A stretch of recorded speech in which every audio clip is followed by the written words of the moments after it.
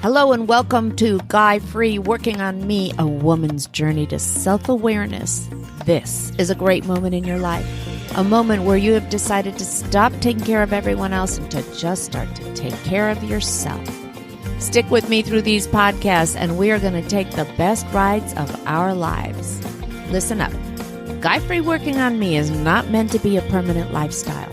It is meant to be a time in your life where you stop basing your worth, your happiness, and your self-esteem on having a man at your side. This is going to be an all-out redeciding of who you are, who you want to be, and what you feel inside. Are you ready? Let's go. Hello and welcome, everyone. I'm Shauna Hoffman. I'm so excited to share with you our guest today because there's nothing I love more than sharing with you stories of women who have gone after their passions and their dreams and have come up with a way to help heal the world. So let me introduce you to our next guest, Dr. Victoria Fye. Before she shares her story with us about her journey, let me tell you a little bit about where she is today. Dr. Fye is a licensed clinical social worker. She resides in Ventura County, California. She has 2 master's degrees, social work and psychology. She earned her PhD in clinical psychology, and she published her dissertation, Self-Injurious Behaviors and Social Media Use by Adolescents, in 2019. That dissertation has been viewed by people across the globe, from Europe to Asia. Dr. Fye has worked with a variety of different populations, including victims and perpetrators of domestic violence, victims of sexual trafficking, incarcerated adolescents and adults. She's developed training programs to provide additional education or training on transgender adolescents undergoing hormone therapy, suicide awareness prevention, and reporting child abuse. Dr. Fye is currently in a private practice that serves children and families. She also serves as a mental health provider for the State of California Department of Corrections inmate population. And that, my friends, is why we have invited Dr. Victoria Fye to join us on this podcast today. Thank you for joining us, Dr. Victoria Fye. Thank you. Thank you very much. It's good to be with you today. So you have taken quite a path to get to where you want to be in life. I was wondering if you would share your journey with our listeners, your journey as a woman, your journey as a healer. Because when I met you, God knows how many years ago, you were a mother of 2 amazing, fabulous kids. You were a wife. Well, how did you get from there to being Dr. Victoria Fye? Wow, that's quite an intro, and thank you. Well, I'll tell you, first and foremost, I'm still a mother to 2 amazing and quite enchanting people. They're no longer children, they're full-grown adults, and I am thrilled to death to be their mother. They're incredible people. So let's see. I decided that I wanted to pursue my dream of getting more education. And so at the age of 30, I decided to go back to school. And I did it at a time when my kids were still young. They were in elementary school. So I took 1 semester at a time and did my homework on the sidelines as I watched their games, their practices, helped out as a teen mom, all kinds of things like that. And at the end of 7 years, I got my first degree, my associate's degree, which was really exciting. Well, what happened that was so terrific is my older sister surprised me at that graduation, and she told me that she would go to school as well. She has 5 children. So right away, I impacted someone, and I didn't even think that I was going to, but I really just did it for me. And I wanted to set an example for my kids to show them that higher education was really important to me and to encourage them. Why did you not pursue it earlier in your life? You know, I was really focused on raising my kids and really focused on taking care of my marriage, my family. That really came first. And I just felt like I wasn't really ready yet. And then at times when I was ready, certain things would come up that put that on the back burner. So again, at age 30, I said, okay, this is a huge moment for me. Now it's time to jump in.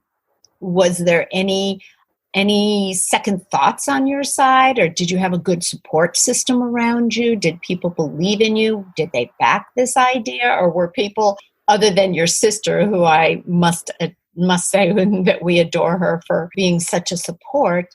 How about the other people in your life? Well, I would say initially there weren't a lot of people that were very supportive. They thought I was pretty much nuts.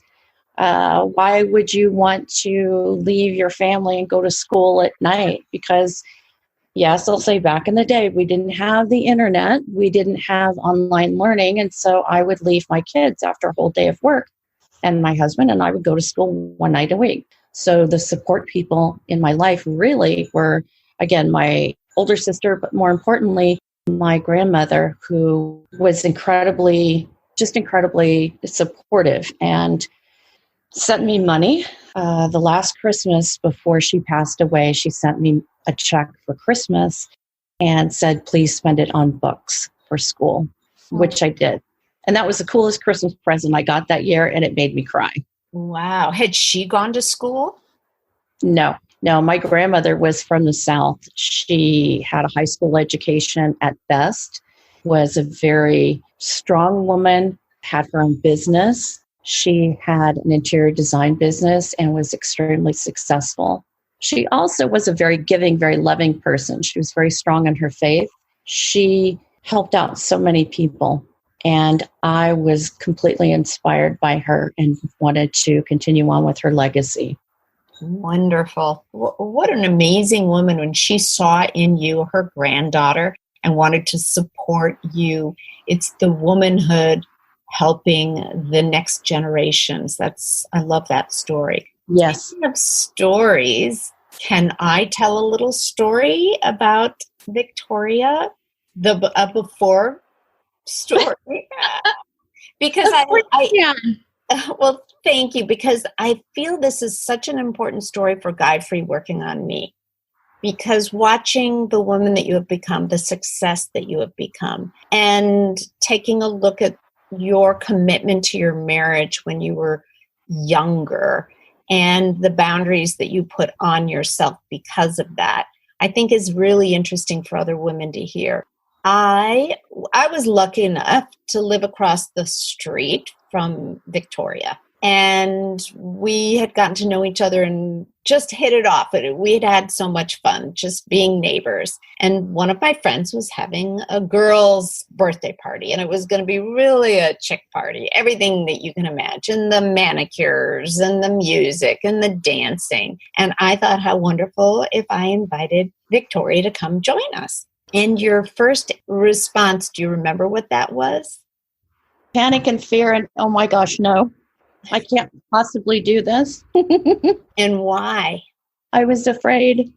I was desperately afraid to live life on my terms as an actualized woman, but I didn't even know what that meant yet. So thanks to you, I started on my journey right then and there of, oh, you mean there's life beyond just this? Oh, how about that?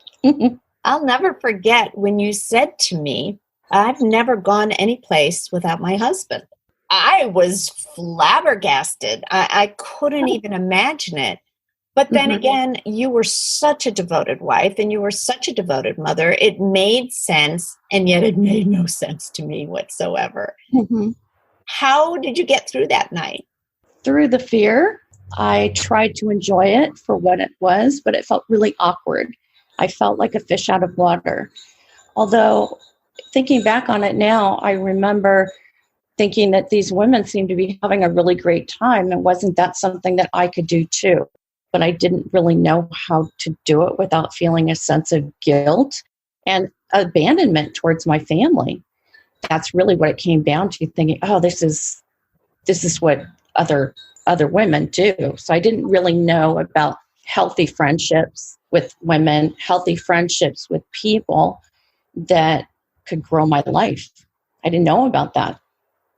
And then look at the life that you have now. Do you find yourself using your own history when you help other women now? Yes, I do. And I will say that thanks to the work of Brene Brown, who is very strong in her message about shame and vulnerability. I thought I knew a little bit about that, but I really didn't. And then I got introduced to her work and started following her. And she indirectly encouraged me to be more transparent for myself. And that translated into being more transparent and a tad bit more vulnerable in my work with my clients or patients. What I like about that is it gives my clients, my patients, the opportunity to know that I'm a real person that's gone through real experiences. And in a lot of ways, it strengthened the rapport between us. I've had women in the past say, if you hadn't told me that you were and then, divulge different things, I wouldn't have seen you as a therapist. I wouldn't have come to you and talked to you. But now I hear you saying this and I see where you are now. I know that there's hope for me. I can do this. I love that. The last episode was on our superpowers. What did you always know within you was one of your superpowers? I'm very tenacious. I don't like to give up. I know I don't like to be told what to do. And I know I don't like being talked down to. So I decided, guess what? I'm going to stuff my tool belt full of tools so that at any given time, I'm going to have the right tool for the right situation. Amazing. You're no longer with your husband. True. Do you think that your growth had anything to do with that? Yes, I feel that I grew an enormous amount afterwards. Painful growth, and yet necessary growth. I have certainly shown myself that I can be independent and take care of myself, but in the process, I've also shown other women that that can be done, that we can have a good life, we can have a great life, and not necessarily depend on, to use your words, a man by our side, to feel like we are successful, to know that we are beautiful, to know that we are talented, to know that we are gifted. I love hearing you speak, Victoria, because you have walked the walk and you have walked the talk. And now you're going forward and helping other women to do the same. What's the biggest challenge for you that you find with women nowadays? Oh my gosh, they have no girl power. They really have no girl power. And it starts actually with adolescents, the adolescent girls that I've worked with that aren't the traditional, thin, beautiful, to use society's construct of what is beautiful.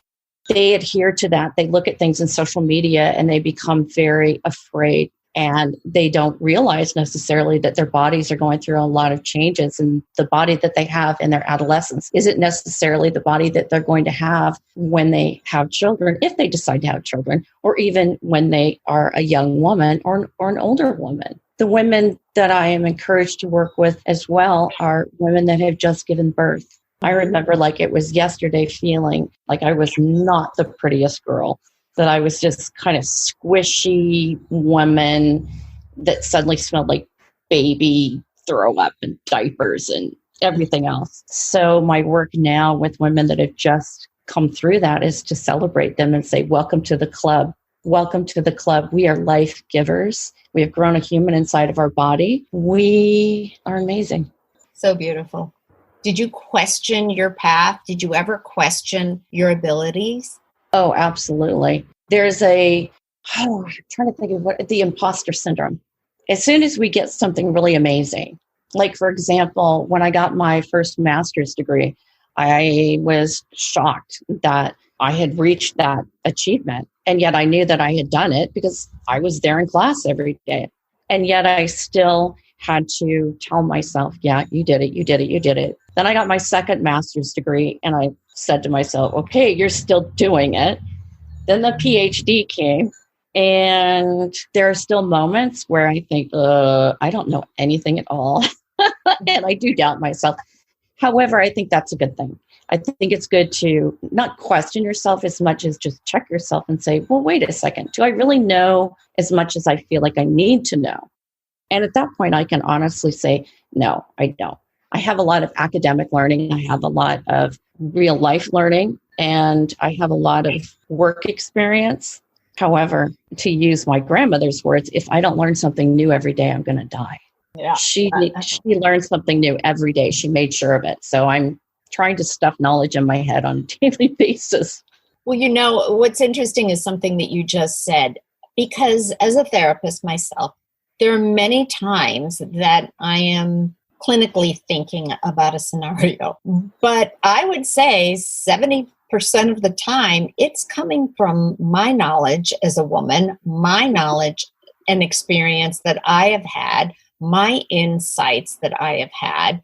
Maybe I use psychological terms in order to get across or to do my notes and everything else. But really, when it comes down to it, I think so many of the female healers and male healers too, I'm sure, are now at our age coming from life experience. It's really important, though, is to help men understand. And notice I said help, not make them, but help them understand that while we have evolved, while we have the opportunity to care for ourselves and become more of an independent person, we are still trying to figure out the roles that each one has, those gender-specific roles that we grew up with.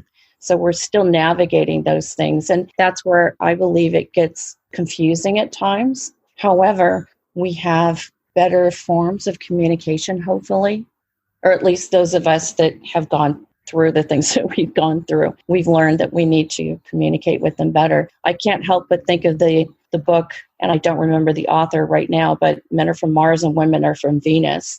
So I start to think about it in terms of where are they coming from, and not to trash them, but just remind myself and then remind my female clients that, well, and the males too, that men are fixers, and then we want to go on and talk for 30 volumes of stuff. So we're learning how to be more succinct in what we want and what we need. And hopefully along the way, they're learning that we need more words from them. And sometimes we need them to listen and not necessarily fix something. As much as we love it when they fix something, but if we don't ask them to do it, we simply want them to listen. It's so true. And it's the number one thing when I work with couples, that so often the woman does not want them to fix it. They want to be heard. They want a support system. They want their partner, their mate to say, oh my gosh, I'm so sorry that you've been going through that. That's a drag. List, and not say, well, you really should do this, yes, or you really should do that. Then half the time, it's only going to piss off the woman. They don't want that. Most of the time, they can figure out how to fix it themselves. We are lucky if there is a partner who has some really good level of communication that can help us through a scenario if we ask them for it. Mm-hmm. And that's the key right there. We ask them. But at the same token, you're absolutely right. I try to help women understand that it's not that they're putting them down or thinking they can't fix it on their own. It's just immediately where their brain goes. Men's minds immediately go to fixing a situation and not feeling the situation. Women tend to feel the situation first and then figure out how to fix it. So, there's a lot of work in counseling with couples. And it's not only couples, it's mothers and daughters, it's fathers and daughters. Mothers do the same thing. Oftentimes when a mother hears something that's going on with their child, they immediately want to fix it. And I have to try to help them to understand that they might not need you to fix it. They just might need your support. So thank you for bringing that up, because I think that is a really, really good point. And if I could just add one more piece to that, it is because of my daughter that I learned some of these things, because now as a parent to an adult, not a child, she will tell me at times, Mom, I don't need you to fix this for me. I know how to fix it, but right now I'm so frustrated or flustered or tired or upset or whatever it is that she's feeling. She needs me to hear her. And so she's been a great teacher to me, and I'm so very grateful. So very grateful. And then in turn, when I talk with my son, he's very quick to listen and not tell me, oh, Mom, I can take care of this. I can fix it for you, because that's not what I need. No, he is an amazing son. I've known him since he was young. He is one of the male species that's really very deep and has a lot of thoughts and a lot of passion. You've raised a lovely family. Thank you. And he has a great wife that just adores him. So I'm very, very blessed. And that goes back to having a great mother. We all know that. I cannot wait. We definitely need to do a mother-daughter podcast here on Guy Free Working on Me, because there's so much to talk about there. Mm-hmm. But we are out of time. And before we end, Victoria, Dr. Phi, first, can you, in a nutshell, tell us the one thing that you believe, if you had your own mantra that gets you through every day, what would it be? There's so many that go through my head, but I suppose one of the biggest ones is, I can do it. Wow. And you did it. One last thing, because I love this. Can you share how long it took you going back to school? I mean, when you said the first 7 years to get your associate's degree, I want women to understand that you can do it, just like Dr. Phi has done. You can do it. And whether it takes you 3 years, 5 years, 10 years, 20 years, you can do it. Can you tell us how long it took you going back to school between starting and getting your first PhD? Sure. Okay, so the associate's degree took 7 years, which normally takes most people 2 years. Then my bachelor's degree actually took me 18 months because I went into an accelerated program. After that, I transitioned right into grad school. That was 2 years full time. And I don't know if I can shout out my university, but anyways. Go for it. Sure you can. Fight on. There you go. So it was 18 months and then 2 years after that. And then a total of 7 years for my PhD, which included getting another master's degree. So let me see, 14, 15, 16, I don't know, like probably 18 or 19 years, something like that. You are a goddess. You are a goddess. And every woman that's listening, I just want you to know that you can go after your dreams at any age, whether you're 20 and you want to start something new, whether you're 70 and want to start a new career. It doesn't matter. You can do it. I love Vicky's mantra. You can do it. And it's funny how you called me Vicky, because I want to point out that when you and I first met, I went by the name of Vicky. But as I became more, sure of myself, as I began to grow along my journey, Vicky didn't seem like it suited me as much. It felt like more of a little kid. I found that people responded better when I became Victoria, which is my birth name. So that's my story, and I'm sticking to it, and it's a good one, and I like it. Only my very, very, very, very, very close and old friends know me by Vicky, Vicola, or Goddess. Those are all the names, my Vicola. And I got caught on this podcast calling you Vicky. You are amazing. If someone wants to start, you do private practice in Ventura? In Ventura County. The practice that I am currently with is in Oxnard. And yes, I see people anywhere from, my youngest client was 1.5 years, and I see people all the way up into older ages. I have to say, though, my passion, my favorites are those adolescents that people usually run away from and start screaming, "Oh my God, those teenagers." They are the best. You can have make such changes in their lives so young. It's so wonderful. They are lucky to have you, Dr. Phi. Thank you. Thank you. We are lucky to have had you here on the Guy Free Working on Me podcast. And I thank you so much. Ladies, I will put information on the Facebook group page as to how you can get in touch with Dr. Phi if you would like. I thank you all so much. I hope you've been good to yourself. I hope you continue to be good to yourself. Drink lots of water, eat great food, be kind and gentle to yourself. And I look forward to popping into your life again next week. Thank you for joining me today on the Guy Free Podcast. My hope is that you leave this podcast inspired, fired up, and ready to take that next step on the magical journey of self-awareness.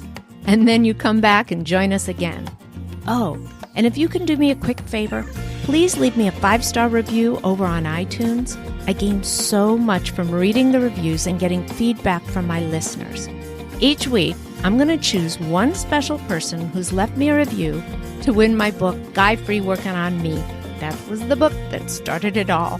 Make sure you add your name to the review, and I'll reach out to you if you're the winner. Thanks again for spending your time with me today. Be sure to visit me on the Guy Free Working on Me Facebook page and on workingonme.com for past episodes and insight into the fabulous journey to you.